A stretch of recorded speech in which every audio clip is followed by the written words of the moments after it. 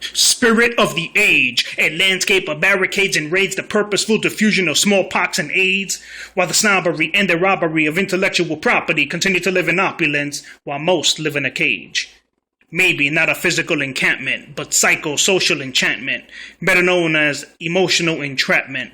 The entire economic structure is about to rupture because it's built on illusions. This truth may cause some confusion, psychological contusions, but don't refuse it, nor confuse it, and don't you dare try to refute it. I understand the agony you're bruised with, ego scarred after being humiliated and shamed, especially after eventually you learn that we've been slaves perpetually.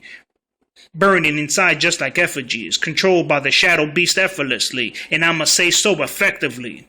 Learning that your religion's a game, study the history of religiosity, and at the root of it is fear and animosity. Manipulate and hate, defame and flame to then tame. No more need for retaliatory stories. No heaven, hell, Gehenna, or Hades. Listen carefully, gentlemen and ladies. The average pastor, priest, or evangelist are masochists and typically shady, with elaborate mythical labyrinths that berate thee and defame thee. Most religions teach of a future paradise, but that seed is a parasite because it sits in your brain and eats at your lymphocytes while you're confused between androgen or hermaphrodite. So now take notice, my lyrical is spiritual, plus religious and political.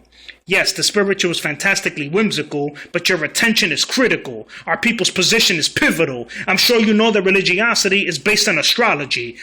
So please research the perps, including astronomy and cosmology. They've been the underlying lies that have stigmatized and shit on minds, manipulated our psychology, obviously. And yet the truth speaker is seen as an oddity on an odyssey, sojourning through multiverses, and yet I prefer to recite entirely of the impiously. How religion and politics have been depriving me, and doing so to Project Monarch, sedated sobriety. They have done it from at least the 50s and have done it silently. Shh. Black Ops to track stock, microchip and hydrospit to keep the people from rioting violently. But I am defiantly a guy of non-compliancy, and I finally decided to cry inside to stare at my demon's eye, which are quite the variety. They cause me rage and anxiety, trying me to spit lies in disguise undeniably. But now the Zeitgeist is what raised Christ twice. It's the vibrational field of the time and era, an epoch of terror while we're living in error. So now it's 2017 and our weaponry is to open the eyes to etiquette, delicacies. Forget about delicacies. We need to spread the truth to both old and youth and express it effectively. Even if most start rejecting me, I will deflect and resurrect the best in me, remain a source of information that's coarse, expose old foes as we dethrone and disrobe as if need be, become malignant for how they made us indigent and indignant. Pathogenic genetics and our viscous crimson, and use lyrics to uplift spirits, reveal there's really no limits but gimmicks. Everything else is an imaginative figment.